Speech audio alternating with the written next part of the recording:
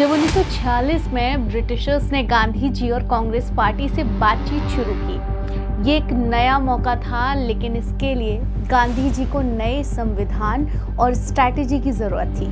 1946 में cabinet mission Bharat आया। गांधी जी ने उन्हें समझाने की कोशिश की कि देश के हर कोने को सुख शांति से जीने का अधिकार है, लेकिन बातें कुछ आगे नहीं बढ़ रही थी। गांधी जी ने देखा कि कुछ लोग अपने स्वयं के स्वार्थ में देश की आज़ादी को भूल रहे हैं। गांधी जी ने इस समय पर समझ लिया कि देश को आज़ादी से ज़्यादा एकता की ज़रूरत है।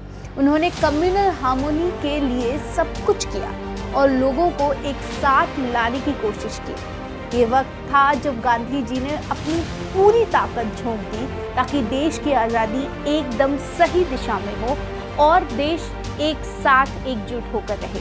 गांधी जी के ये प्रयास शायद अब सफल होने को ही थे कि एक और झटका लगा। नमस्कार दोस्तों, स्वागत है आपका तथास्तु ICS में और मैं हूं सुगंधा। हम बात कर रहे थे भारत और पाकिस्तान के विभाजन के वक्त की। लास्ट गांधी की सीरीज हमारी चल रही है और this is the last part of the Mahatma Gandhi series. Last 4 parts में हमने बात करी गांधी जी की जर्नी की, उनके बचपन से लेकर स्वतंत्रता संग्राम में कूदने तक की। एकदम लास्ट पार्ट में अगर हम 4th पार्ट में बात करें तो हमने बात करी कि कैसे दांडी मार्च हुआ, इसके बाद कैसे फाइनली जब तक क्विट इंडिया मूवमेंट हुआ और जब तक देश आज़ाद होने की बात चली रही थी कि एक झटका लगा और वो था पाकिस्तान की मांग, एक अलग देश की मांग। अब इसको हम क्या कहें, या तो जो ब्रिटिशर्स का हमेशा से एक रूल रहा है डिवाइड एंड रूल, उसका एक पैतरा, एक नया पैतरा कि भारत को जाते जाते वो 2 भागों में विभाजित करना चाहते थे, एक ऐसी जंग में झोंकना चाहते थे जो शायद अब तक खत्म नहीं हुई है। कम्युनल राइट्स होने लग गए, पाकिस्तान की मांग, हिंदू मुस्लिम डिफरेंट कर दिए, हिंदू मुस्लिमों को अलग कर दिया, हिंदू मुस्लिम झगड़े होने लगे, शायद जो गांधी जी को कभी एक्सेप्टेड नहीं था। गांधी जी हमेशा एकता और इक्वालिटी में बिलीव रखते थे। लेकिन अब इस झटके के बाद क्या हुआ, कहानी आगे सुनते हैं। 1946 के इलेक्शंस के बाद मुस्लिम लीग ने जितने भी मुस्लिम मेजॉरिटी एरियाज में जीत हासिल की थी, उसने पाकिस्तान की मांग को और मजबूत कर दिया।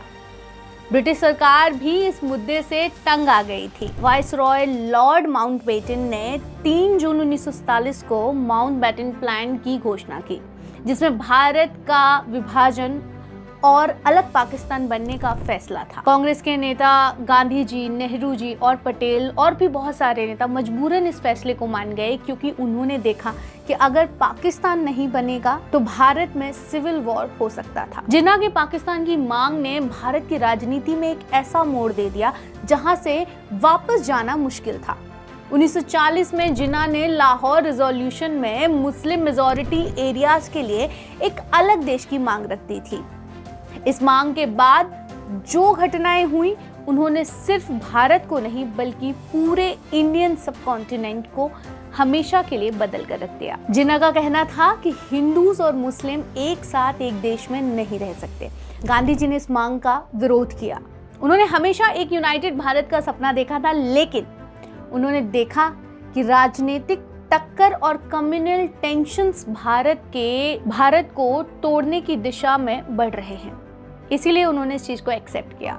ब्रिटिश गवर्नमेंट ने भी अपने हाथ खड़े कर दिए थे और भारत में कम्युनल वायलेंस का एक असर बढ़ता जा रहा था। आखिरकार 15 अगस्त 1947 को भारत को आज़ादी मिली। ये एक पल था जो हर एक भारतवासी के लिए भारी भावनाओं से भरा हुआ था। एक तरफ तो आज़ादी के ख्याल से भारतवासी फूले नहीं समा रहे थे, दूसरी तरफ 14 अगस्त की रात को जो हुआ वो शायद जीवन भर के लिए लोगों के दिलों में नासूर बनकर रह गया। वो था पाकिस्तान और भारत का विभाजन। भारत 15 अगस्त 1947 की ठीक एक रात पहले 14 अगस्त को ब्रिटिशर्स ने पाकिस्तान को आज़ाद किया, एक नए मुल्क के रूप में। जहां मुस्लिम कंट्री पाकिस्तान बनी, वहाँ एक जश्न का माहौल तो था ही, लेकिन कहीं ना कहीं जो लोग भारत की आज़ादी के लिए सालों से मेहनत कर रहे थे, एक अखंड भारत का उन्होंने सपना देखा था, वो सपना कहीं ना कहीं चूर हो चुका था। लेकिन इस दर्द के साथ ही अगले ही दिन सुबह 15 अगस्त 1947 को भारत आज़ाद हुआ। और शायद हम भारत की आज़ादी इस तरीके से मनाते हैं, लेकिन एक दर्द के साथ हमेशा। आज़ाद तो हम हो चुके थे, लेकिन इसके साथ साथ एक नई समस्या ने जन्म ले लिया था। वो थे हिंदू मुस्लिम कम्युनल राइट्स, जिनकी कहानियाँ तो आपने सुनी ही होंगी। गदर एक प्रेम कथा आपने मूवी देखी है, that is a kind of एक पार्ट है जो दिखाता है, जो दर्शाता है कि उस वक्त आज़ादी के समय हिंदू मुस्लिम राइट्स कितने बढ़ चुके थे और लोगों की कितनी बुरी हालत थी। जाते जाते अंग्रेज हमें एक ऐसा घाव, एक ऐसा नासूर दे गए जो शायद अभी तक नहीं भर पाया है। खैर, कहानी में आगे बढ़ते हैं। गांधी जी ने इस पल को एक नए शुरुआत के रूप में देखा, लेकिन उसके साथ ही पाकिस्तान भी एक अलग देश बन गया था। पंजाब और बंगाल जैसे प्रदेश दो टुकड़ों में बंट गए थे। इस बंटवारे ने सिर्फ सरहद नहीं बल्कि लोगों के दिल भी तोड़ दिए। करोड़ों लोगों को अपने घर छोड़कर नई जमीन पे जाने को मजबूर होना पड़ा। हिंदू मुस्लिम रॉयत शुरू हो गए, जिसमें लाखों लोग मारे गए। ऐसे हालात थे कि इंसानियत के लिए कोई जगह ही नहीं बची थी। दोनों देशों के बीच खून का दरिया बहता रहा। लाखों लोग अपनी जमीन, अपनी संस्कृति और अपने रिश्तों को खो चुके थे। ना पाकिस्तान में सुकून था, ना भारत में।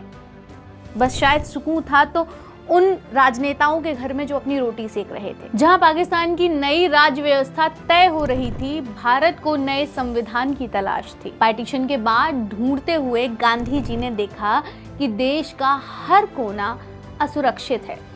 लोगों के बीच भाईचारा भंग हो रहा था। उन्होंने समझा कि उन्हें एक बार फिर से अपने अहिंसा के संदेश को जगाना होगा, तब शायद लोग शांत हो पाएंगे। गांधी जी ने कहा, अगर आप एक इंसान को मारते हैं तो आप इंसानियत को मारते हैं। गांधी जी ने कम्युनल हार्मोनी के लिए अपने सब कुछ दान कर दिया।